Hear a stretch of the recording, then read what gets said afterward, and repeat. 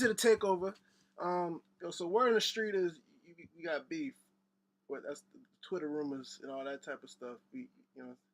No, get those sources out of here. Yo, welcome to the takeover. This is Bonafide Takeover Sports. T-Wil, the people's coach, and Bold Barry. Boltzmann live. Yeah, Welcome. right. So with this, it's crazy how things can go left so fast. You could be best friends one moment, then the next moment, there's rumors you want to beat someone up. Beat their ass. That's the Mind you a 30-something-year-old man wanting to beat up a 25-year-old, but that's beside the point, if that is true. Drama queen things. Yeah, but LeBron, for those that don't know what we're talking about, LeBron, Kyrie, craziness, little catch up. Kyrie basically wants to leave because he's tired of being in LeBron's shadow. Tired of being little brother, man. Tired of getting sunned. And the crazy part about it is, there was rumors about that earlier. Like he was consulting Kobe about it. And Kobe Bryant being one of his major consultants. Mentors, He basically was talking to Kobe. Like I want to say like mid-finals about the shadow and don't let that happen to you. And then this happens. So Kyrie basically wants to dip. Which has been speculated even before this year too. Just to add that in there. Yeah. So Kyrie's main thing about it is, and his main beef, which I can kind of understand, is that regardless I want to leave or whatever, it's not your right to leak that. If LeBron did leak that. I'm about to say LeBron, if you did leak that, being LeBron. Sounds like LeBron would do something like that. Yeah, because he's just being whatever, So that on that standpoint, I get it. So let me, and then from LeBron's standpoint, it's like, yo, if you wanted to leave, one, I'm hurt you wanted to leave. And then two, disappointed actually. Yeah, Remember, disappointed. Whatever. You want to leave, but then okay, you want to leave. Let me know, I guess. So what are your thoughts on this whole thing?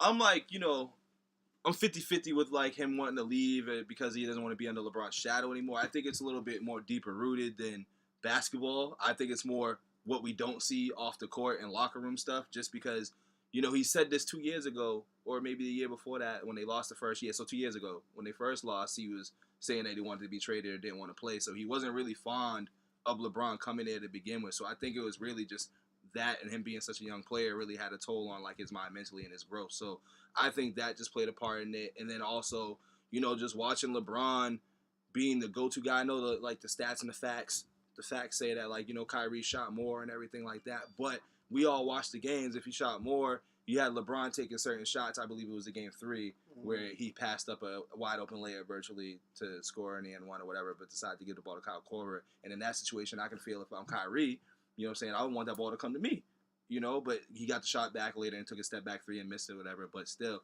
at the end of the day, Kyrie, I'm on Kyrie's side 100%. He's a young player. He wants to get under the LeBron shadow, which, in my opinion, I don't think it's a shadow.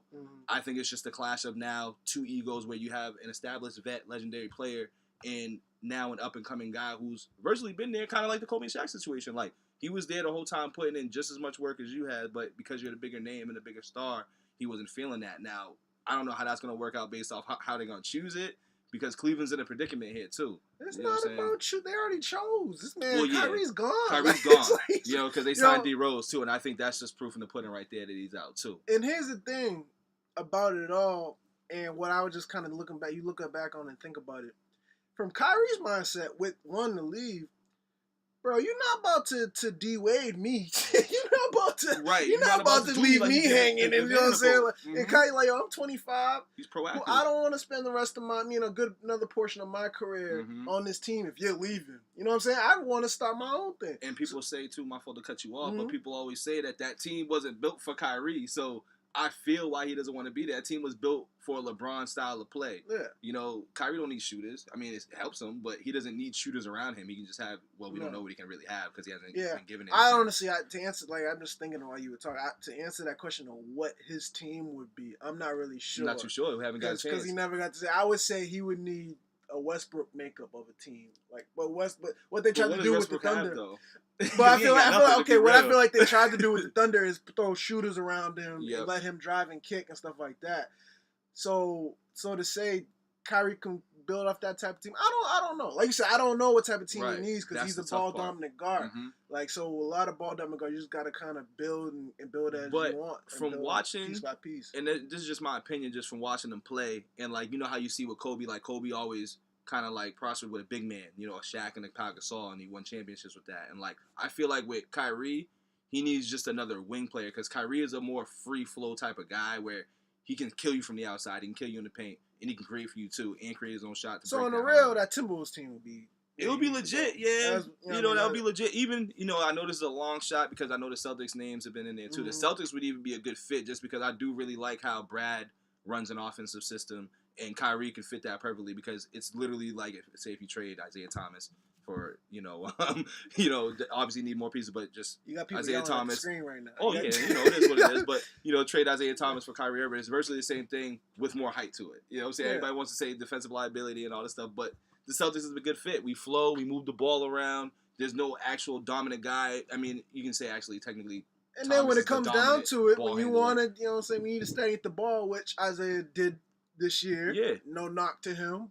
We put up 29 doing it, and he can do it. So, I think his offense is definitely going to show more. So I think all the reading the stats and all that and looking at the facts, from what ESPN is reporting when it comes to like your defensive liabilityness and everything. Yeah, you like said that. It because that's only a piece of it. Like how to an example, like how people were talking about Steph and how Steph, saying he's not good defensively and all that type of stuff. People get confused between being a good on-ball defender and then being a good defensive piece on the team. You know what I'm saying? Like, Steph is a really good playing defensive and filling those lanes. Right. Like, there's a couple players that are better filling the lane than being an on-ball defender. There's only selective on-ball defenders. Yeah. and so when you look at players like IT and Kyrie to an extent, even though I think Kyrie's a little bit better in this aspect, even though IT, and I'm about to say, I was saying, even though IT is not a good on-ball defender, he also is not a good filling the lane player because you don't really see him getting those type of steals either. Right. So, but I see, to a more extent, not that he's out here being Tony Allen, Avery Bradley, but Kyrie does fill in the lane better defensively. Kyrie plays D. It's just that everybody expects him to be a lockdown. Like, everybody wants a player to be a complete player, I feel like, when you start talking about these sort of situations. Like, you have to accept players' weaknesses. Like, he's not the strongest defender, but once again, I always say, in our group, neither is Steph Curry. You know what I'm saying? But, it's the same thing. So, my final question for you is, can Kyrie do it on his own?